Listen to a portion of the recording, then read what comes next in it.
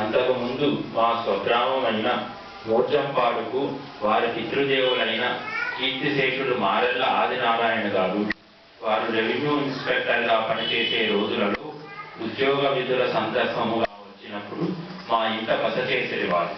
సాయంత్రం 6 గంటలకు మా కుటుంబంలోని వారు ఆ ఊరిలోని వారి వద్ద యోగంలో చేరిన మరికొందరు ప్రార్థనలు చేసుకునేవారు.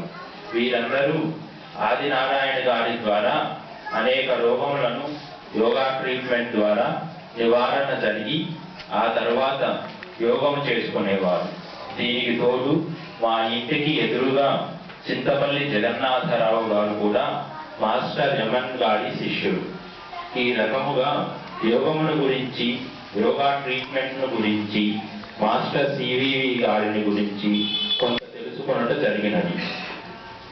ఒకసారి నాకు బాగుగా జ్వరం వచ్చినప్పుడు జగన్నాథరావు గారు యోగా ట్రీట్మెంట్ ద్వారా నా రోగము నయం చేసి అప్పటి నుండి మాస్టర్ గారి యందు గురుత్వము ఏర్పడినది.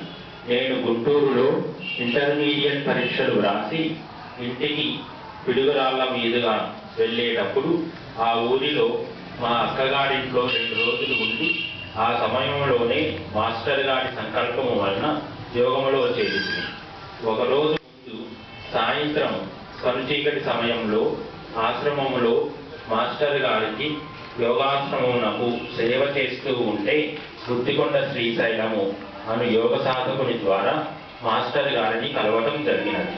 నేను యోగంలో చేరుటకు వచ్చిదని అని వారికి చెప్పగా మొదట వారు ఇప్పుడిప్పుడే యోగంలో చేరటం ఎందుకు, చదువు పూర్తి అయి ఉద్యోగం వచ్చిన తర్వాత చేరుదురు గానివి అని సెలవిచ్చింది.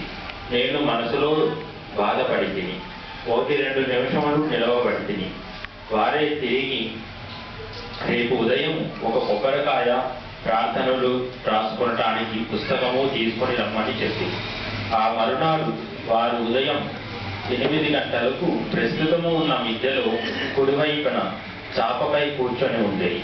వాళ్ళు కళ్ళ క్రిందుగా కుడికాలు చాపి కుడి బ్రొటనవేలు పట్టుకొని కూర్చోమని చెప్పింది. ప్యూర్ లవ్ అనే ప్రార్థన చెప్పింది. వెనువెంటనే నా శరీరంలో బ్రహ్మాండమైన శక్తి కరెంటు తీగన పొరపాటున తాకినప్పుడు కలుగు అనుభూతి కలిగి నా ప్రమేయము లేకుండగానే వెనుకకు వాలితిని. ఆ విధముగా 15 నిమిషముల తర్వాత నమస్కారము చెప్పింది. యోగమును గురించి